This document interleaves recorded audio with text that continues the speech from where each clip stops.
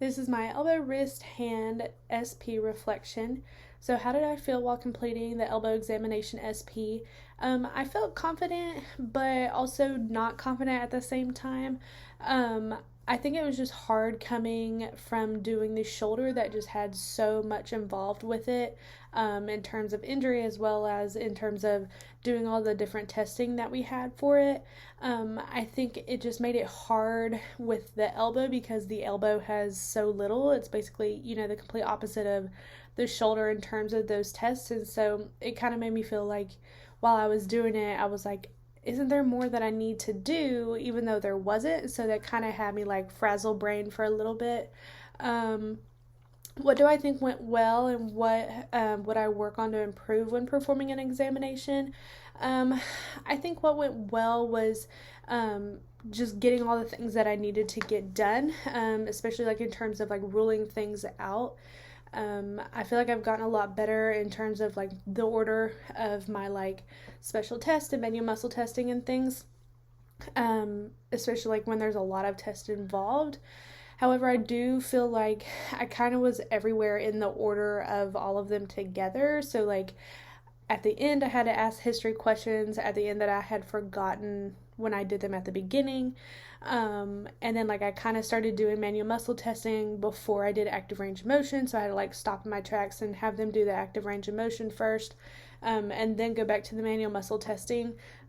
So I was just kind of a little frazzle brain in that sense, but like overall, I still think that it went well in terms of like I knew the test that I needed to do. I knew that I needed to rule out, um, the certain injuries, and I really felt like I didn't get tunnel vision this time, which actually really made me feel good when I came out. Um, so, how do I feel explaining the evaluation to the physician? I actually didn't feel too bad when explaining it. I feel like I was able to kind of like rattle off everything that I had or that I did within the evaluation.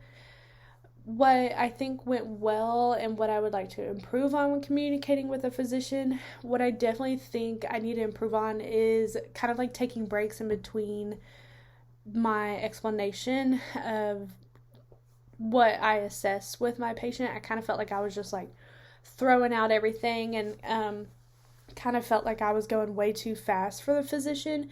And so I like kind of rattled everything off, and then at the end she was like, okay, like can we take a step back, like we need to, what did you say about this and what did you say about that, like so I kind of felt like I went a little too fast for him.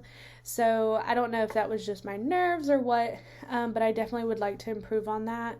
But I do think what went well was just my ability to kind of stay calm throughout it, and explain to her why I did it and my positives and negatives, and the game plan for the patient I thought went really well as well. How do I feel discussing the patient with the coach? I think this was the most terrifying part of the whole SP. Um, he was very nice at first, but then as soon as I started talking about, like, hey, I hate to be the bearer of bad news, he kind of flipped a switch and was definitely hard to kind of, talk to. So that kind of like threw me for a spin, but I do think it went well. I think I was very much able to stay calm and collected throughout the whole thing, and felt like I was very respectful to him, and kind of let him speak and let him get out his anger about the whole situation. And I feel like I was able to, give him why I decided to take the patient out, and how it's for the patient's health and things like that. What I still think I need to improve on in terms of talking to the coach is to just not get scared. To be able to put my foot down in a respectable way. And not back off just because the coach is coming in hot and upset about the whole situation, and to believe in myself and how I am the trained professional when it comes to these things, and to not let an upset coach kind of take that away from me. So I still think I need to improve on just my overall confidence as a clinician, and how to stand up for myself in those situations.